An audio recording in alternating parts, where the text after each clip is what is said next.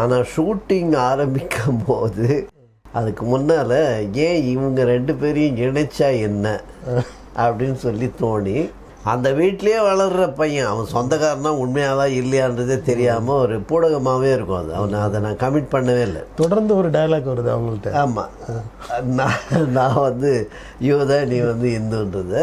So அவங்க வந்து ஒரு எப்படியோ ஒரு இதில் அவங்க ரிலேட்டிவ்ஸாக இருக்காங்க, கசின் பிரதர் அவன் அப்படின்ற மாதிரி ஒன்று க்ரியேட் பண்ணிட்டோம்னா இவன் கூடவே தொடர்ந்து வருவான் அப்படின்றது ஒன்று.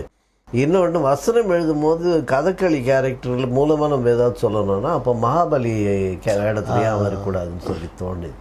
அந்த தோணுதுனால அதை வச்சு நான் அதை பற்றின செய்திகள் வந்து உங்களுக்கு அதாவது நிறைய பார்த்தவங்கெல்லாம் அது நல்லா இருக்குது இல்லை அது வேண்டாம் அப்படின்ற மாதிரி எதுவும் சொன்னாங்களா? யாருமே எனக்கு இந்த படம் வந்து நான் இவ்வளவு பெரிய வெற்றியை அது கொண்டு வரணும்னு நினைக்கல. உண்மையாகவே சத்திய தேடியும் நான் அதே மாதிரி தான் நினச்சி கூட பார்க்கல. ஒரு வாரத்தில் அது பெரிய அசைவை உண்டாக்கியது.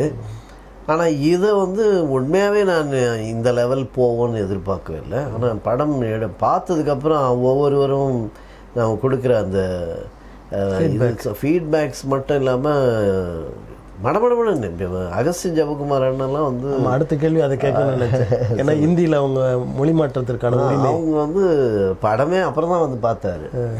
ட்ரெய்லர் மட்டும் அனுப்புங்க பிரதர் அப்படின்னு தான் சொன்னேன். ட்ரெய்லர் மட்டும் அனுப்புங்க அப்படின்னா ட்ரெய்லர் அனுப்புனேன்.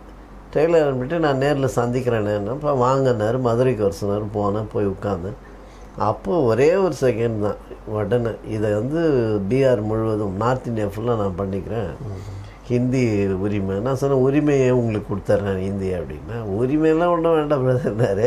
இல்லை ப்ராப்பராகவே பண்ணிடலானே அப்படின்னு சொல்லி அவருக்கு எழுத்து மூலமாகவே எழுதி கொடுத்தேன். உடனே அதுக்கு உண்டான செலவை ஏற்றுக்கொண்டு இதர செலவு கொஞ்சம் இருந்து அதையும் அவர் ஏற்றுக்கொண்டு அதை பண்ணார். ஸோ 2 பேரையும் நான் மறக்க முடியாது. மணிவண்ணன் என்கின்ற ஒரு பெங்களூரில் இருக்க பேப்டிஸ்ட் சர்ச்சுடைய பாஸ்டர், அவர் வந்து தான் முதல் 5 லட்சம் ரூபாய் இந்த படத்துக்காக கொடுத்தார். அவர் தான் முதல் ஆரம்பமே. அவரும் வந்து முதல் ஷோ அவருக்கு முதல்ல போட்டு காட்டணும்னு சொல்லி நான் முதல் ஆரம்பமே அவர் தானே இருந்தாலும் முதல் ஷோ அவருக்காக போட்டேன் பிரத்யேகமாக. அவர் படம் பார்த்துட்டு உடனே கன்னடத்துக்கு நான் திரும்ப காசு தரேன், கன்னடத்துக்கு பண்ணி கொடுங்கன்னு சொல்லி அவர் இப்போ கன்னடமும் டப்பிங் நடந்துகிட்ருக்கு. அது முடிஞ்சதுன்னா அவங்க கன்னடத்தில் பண்ணுவாங்க. உங்கள் படத்தை பார்க்குறதுக்கு அமைச்சர் மனோ தங்கராஜ் வந்தார். அவர் 2.5 மணி நேரம் ஒரு இடத்துல நான் உட்கார்ந்ததே இல்லை. போகும்போது அந்த படத்தோட சிறப்புகளை எல்லாம் சொன்னார். இப்போ அதை பற்றி உங்களுடைய? மனோ தங்கராஜ் அவர் வந்து அறிமுகமே உங்களால் தான் கிடச்சிது. முதல்ல நான் அது சொல்லி ஆகணும். இன்னொன்று என்னென்னா, இது வரைக்கும் வந்து அரசியலிருந்து வந்து யாரும் படம் பார்த்தது இல்லை. எஸ்ரா சர்குணம் ஐயா அவருடைய பேராயர் எஸ்ரா சர்குணம் ஐயாவுடைய வாழ்க்கை வரலாறு எடுக்கும்போது அது சமூக நீதிக்கான படமாக இருந்ததினாலும் அவருடைய அழைப்பின்படி திருமாவளவன் ஐயா அவங்க வந்தாங்க, அவங்க படம் பார்த்தாங்க. அவர் தான் அரசியல்வாதியாக ஒருத்தர் வந்து என் படத்தை பார்த்துன்னு பார்த்தீங்கன்னா அவர் தான். அதற்கு பின்பாக யாருமே வந்ததில்லை. ஆனால் இந்த படத்துக்கு வந்து அவரும் ஒரு விசுவாசி அப்படின்றது மட்டும் இல்லாமல் அவருக்கும் வந்து கிறிஸ்தவர்களுடைய நலனில் அக்கறை கொண்ட ஒரு மனிதர் அப்படின்போது நிச்சயமாக இவருக்கு சமூக நலனுக்குரிய அக்கறையும் இருக்குது. அதே போல் அவரும் ஒரு ஆன்மீகத்தில் இருக்கிறார். அவங்க தந்தையாரும் நற்செய்தியாளர், அவரும் ஒரு நற்செய்தியாளர்னு சொன்னதுனால அவரை அழைக்கணும் அப்படின்னு நினச்சேன். அப்போது நானும் நீங்கள் சொன்ன மாதிரி ஃபுல் படம்லாம் உட்காருவாரா அப்படின்னு தான் நானும் யோசித்தேன். அகஸ்டின் ஜெபகுமார் அண்ணனே முழு படம் உட்காருவார், ஏன்னா 3 நாள் மீட்டிங் அவருக்கு.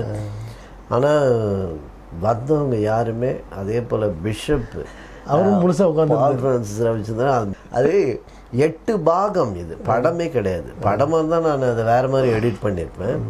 8 பாகம் போது 8 பாகம் 2 மணி நேரம் 40 நிமிடம். ஆனால் அதை வந்து கட் பண்ண வேண்டாம் அப்படின்னு தோணுச்சு. அப்படியே நான் அதை வந்து எடிட் பண்ணலான்னு யோசிக்கும் போது கை வைக்கிற இடம் எதுவாக இருக்குன்னாக்கா யூதர்களுக்காக அவள் சொல்கிற நிறைய வசனங்கள், அதை தான் எடுக்கணும். அதை எடுத்தால் சர்ச்சு, அதாவது தோமக்கட்டி ஆலயங்களை காண்பிக்க முடியாமல் போயிடும். இப்படி பார்த்தா அதனால் என்ன பண்ணேன், சரி எல்லார்கிட்டையுமே சொல்லிடுவோம், அப்படின்னு சொல்லி முதல்லையே சொன்னேன். எல்லாருமே பரவாயில்ல வந்து உட்காரனாங்க. அதிமுக்கியமாக என்னென்னா இந்த 2.25 மணி நேரம் போனதே தெரியலன்றதுனால தான் அத்தனை பேர் உட்கார முடியுது. யாருமே சொல்லலை அவ்வளோ லெங்க்த்தே தெரியல.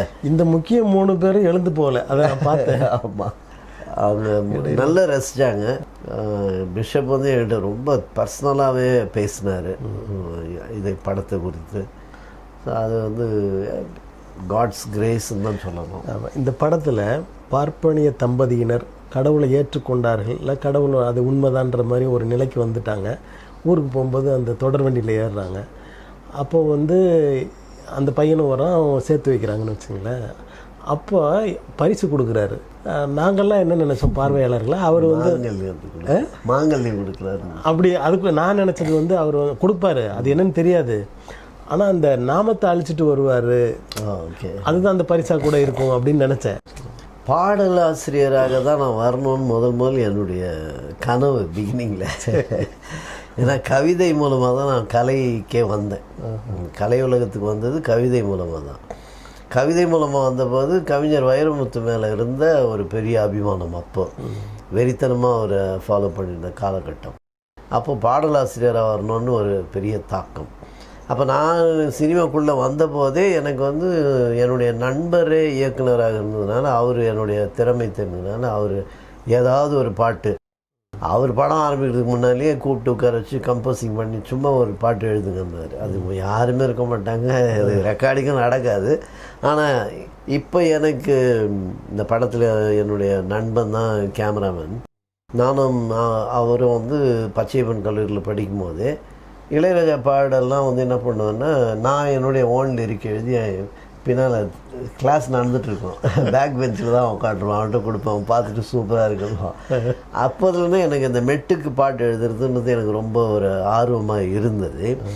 இதெல்லாம் கடந்து நான் கிட்டத்தட்ட ஒரு 75 பாடல்களுக்கு மேலே நான் எழுதியிருக்கேன்.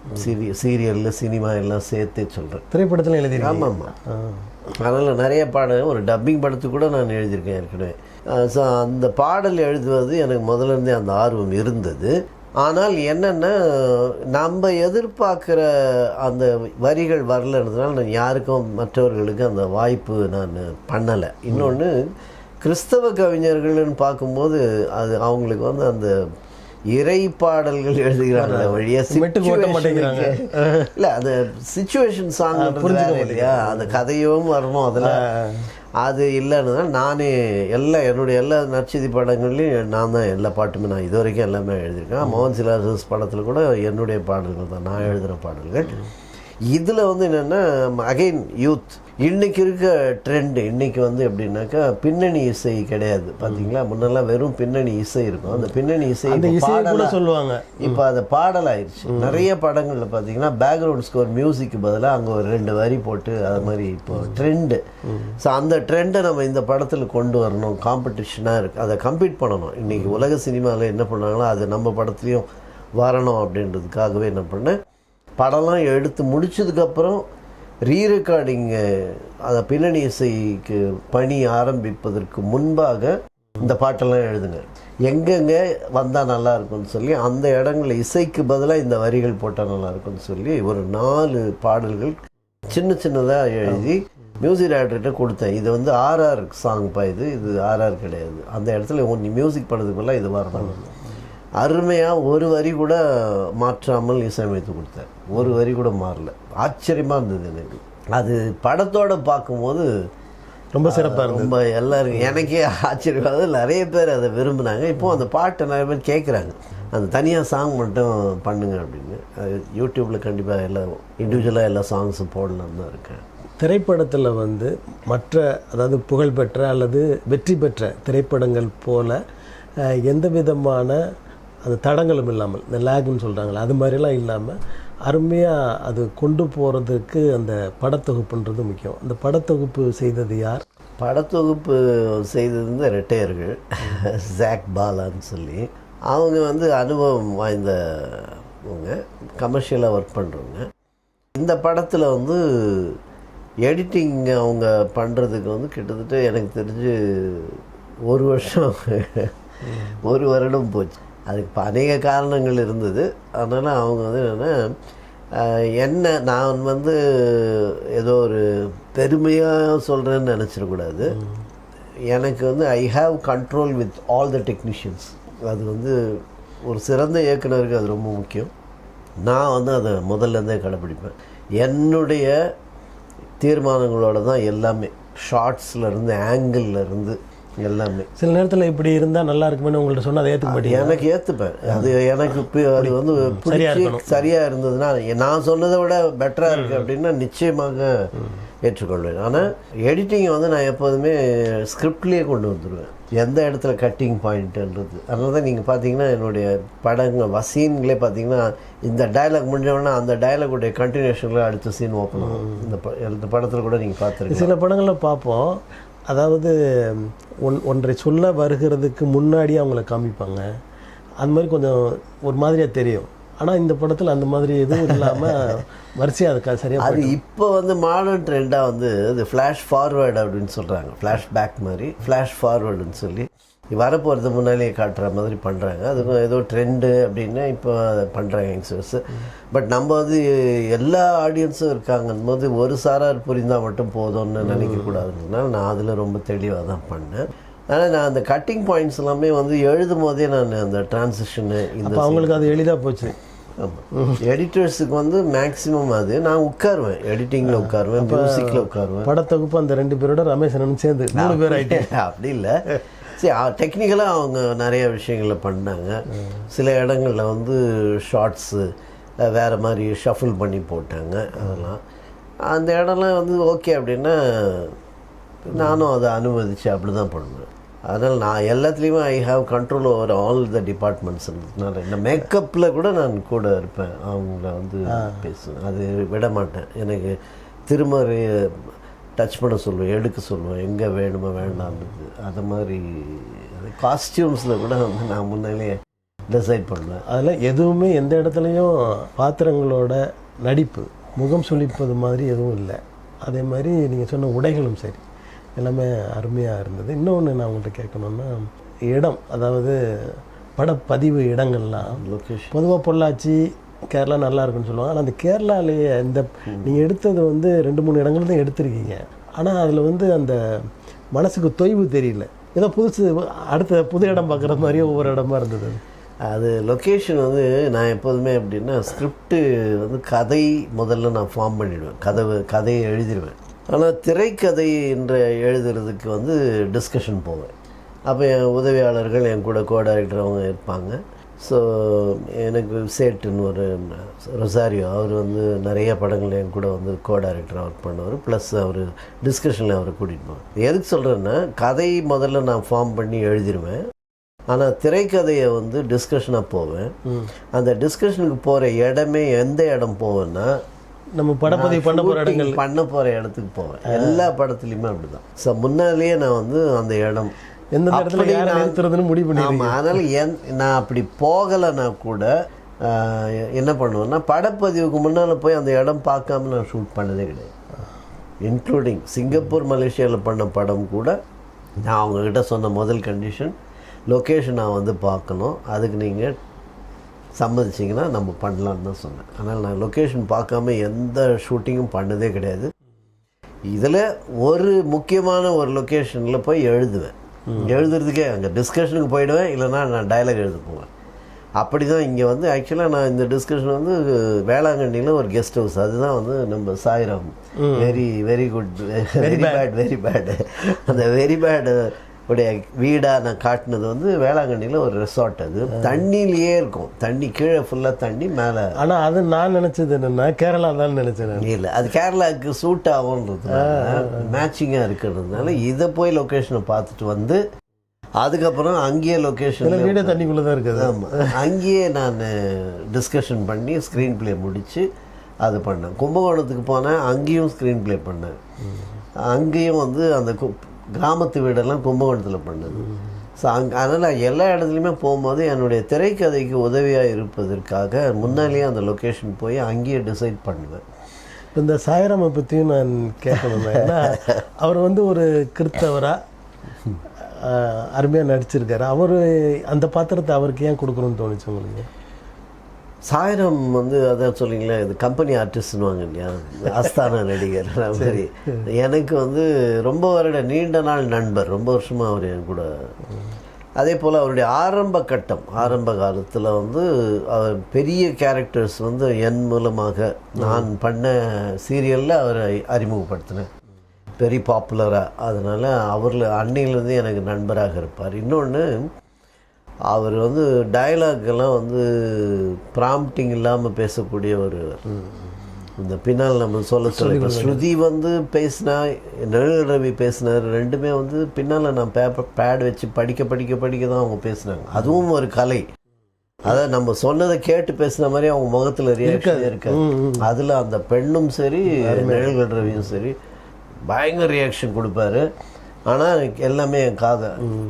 இவங்களுக்கெல்லாம் வந்து குரு ஹாசன், சாரு ஹாசன், அவர் வந்து அருமையாக அப்படியே காதில் வாங்கி அவ்வளோத்தையும் சொல்லுவார். அத்தனை ஸ்லோகமும் வாயிலேருந்து வரும், எக்ஸ்ப்ரெஷனோடு வரும். ஆனால் எல்லாமே நான் பின்னால் இருந்து சொல்கிறது தான் சொல்லுவார்.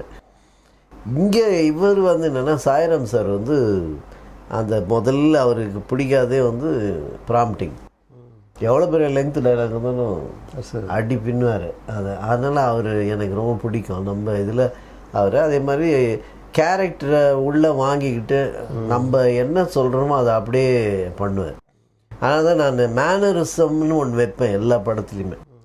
ஏதாவது ஒரு மேனரிசம், அது ஒன்று டைலாகாக இருக்கும், இல்லை ஆக்ஷனில் இருக்கும். வெரி பேட் வச்சுட்டீங்க. இதில் வந்து என்னென்னா, எழுதும் போதே அந்த வெரி பேடுன்றது வந்து அவர் எப்போதும் பேசுகிற மாதிரி அது எழுதினேன். அதெல்லாம் கரெக்டாக பண்ணக்கூடியவர் இவர் தான்றதுனால இவரையே நம்ம அதில் ஃபிக்ஸ் பண்ணுவோன்னு சொல்லி பண்ணேன். நல்ல கோஆப்ரேட்டிவ் ஆர்டிஸ்ட். அந்த வெரி பேடுக்கு ஒரு 2-3 தடவை சொல்லும் போதே சில இடங்களை பார்க்கும்போது நம்மளே வெரி குட் அப்படின்னு சொல்லணும்னு தோணுச்சு. அதை நான் சொல்லணும்னு நினச்சிட்டு இருக்கும் போதே நீங்கள் வந்து அந்த யூத வாலிபன் அவன் சொல்கிற மாதிரி ஒன்று கொண்டு வந்தீங்க. அதே அது ஒரு இடத்தோட நிறுத்திட்டீங்க. இது காப்பி அடித்த மாதிரி ஆயிரும் நினச்சி. இல்லை, அது ரொம்ப கான்ட்ராஸ்டாக அவரை கான்ட்ரடிக்ட் பண்ணுற மாதிரி போயிடும். ஏன்னா பொண்ணே சொல்லுவாள் கடைசியாக வீட்டை விட்டு போகும்போது அங்கே சீரியஸாக அவள் சொல்லிட்டு போவாள். பார்த்தீங்களா, அப்பாவை பார்த்து வெரி பேட்னு சொல்லிட்டு போவாள். அதனால் அது வந்து கேரக்டரைசேஷன் போது நான் எப்போதுமே மேனரிசம் வைப்பேன். அப்புறம் டயலாக் வந்து அவர் அப்படி தான் பேசுவார்னா அவர் டயலாக் எல்லாம் அதே மாதிரி தான் இருக்கும். அவருக்கு வேறு இன்னொருத்தர்கிட்ட வேறு அந்த சாயல் வராது. பையன் பேசுனான்னா அந்த சாயல் அப்படியே தான் தனித்தனி பாத்திர படைப்பு அவங்களுக்கு. அது வந்து நான் பண்ணுவேன். அது என்னென்னா, மலையாள டயலாக் கூட நானே எழுதினேன். அதுதான் அதுக்கு ரொம்ப கஷ்டப்பட்டேன். எல்லாம் இப்போ தான் நெட்டு இருக்குது, இதனால அந்த